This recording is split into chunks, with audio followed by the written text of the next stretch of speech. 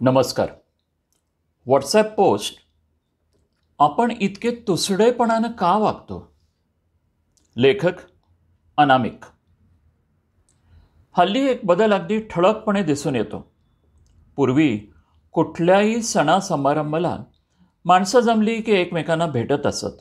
गप्पा तर संपता संपत नसत.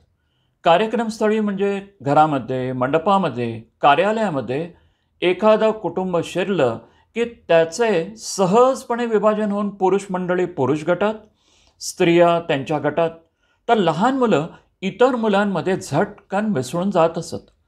पुरुष पान सुपारीच्या तपकाभोवती किंवा एखाद्याची चंची उघडून गप्पाष्टक सुरू होत. कुठलेही खेळणे उपलब्ध नसताना मुलांचा धुडगूस सुरू होत असे. तमाम स्त्रियांच्या वनिता वृंदाचा खास एपिसोड सुरू होई. त्यावेळीही एकमेकात मानापमान, हेवेदावे, रुसवे फुगवे, वितुष्ट, असूया, धुसफूस अबोला असायचा, पण तो ठराविक मर्यादेपर्यंत. मुलांचे एकमेकांना चिडवणे, बोचकारणे असायचं.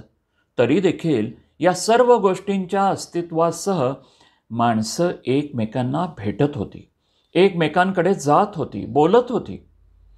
हे सारं अगदी बळवंतराव, सदूकाका, दामोअण्णा, अनुसया काकू, गंगामावशी, सिंधू आत्या, बंड्या, चिंगी, चंदू यांच्यापासून ते अगदी वसंतराव, विश्वासराव, मालती, उषा, मोहन, किशोर यांच्यापर्यंत व्यवस्थित चालू होतं. आता मात्र बदल इतका झाला आहे की लोकांचा एकमेकांशी संवाद जवळजवळ बंदच झाला आहे. हल्ली घरामध्ये होणारे छोटेखानी समारंभ बंद झाले आहेत. मध्यम कार्यक्रम किंवा मोठा कार्यक्रम हॉलमध्ये साजरे होतात. त्याला इतकी माणसं निमंत्रित असतात की यजमानाची तुमच्यावर एक नजर पडली तरी खूप झालं. मग जमलेली माणसं आपापला गट करूनच स्थानापन्न होतात.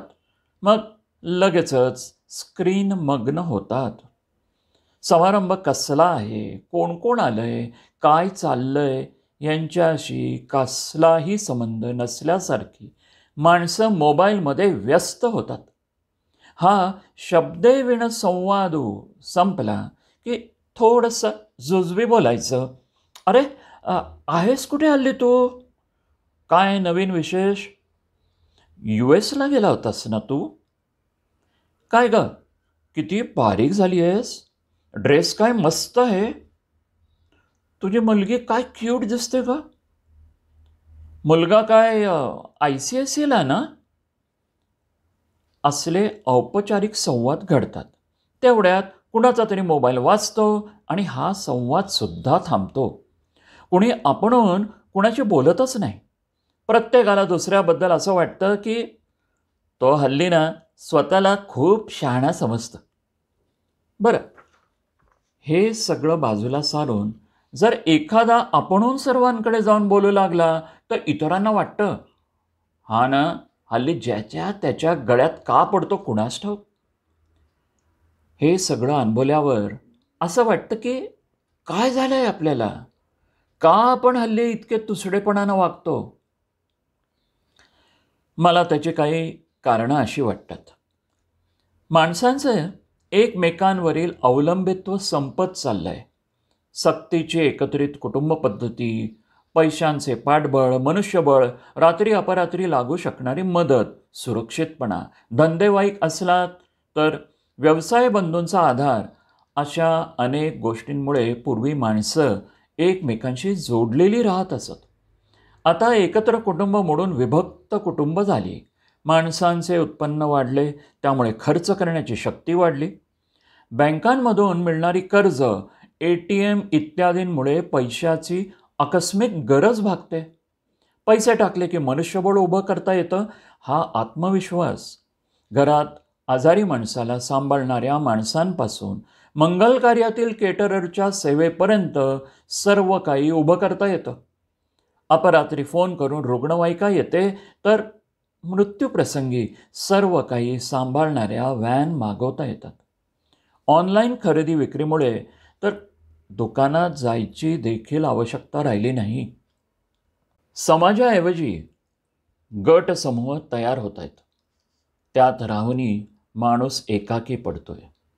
मानसिक भावनिक आधार तुटत चाललाय.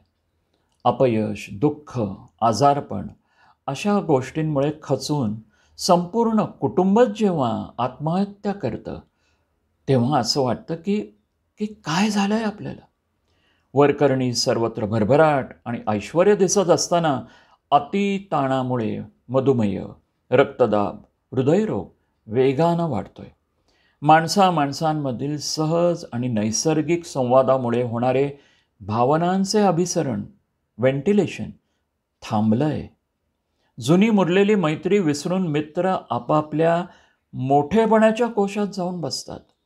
लग्नप्रसंगी, शुभकार्यात पूर्वीची एकमेकांना मदत करण्याची पद्धत गेली. आता तर अगदी सख्खी भावंडसुद्धा एकमेकांशी बोलत नाहीत. मग पुन्हा माणूस एकला चालो रे ह्याच्याकडे वळतो. तुसडेपणाचे एक नवीन आवर्तन सुरू होतं. कळतच नाही आपण असं का वागतो. धन्यवाद. लेखक अनामिक. वाचन संजय इनामदार.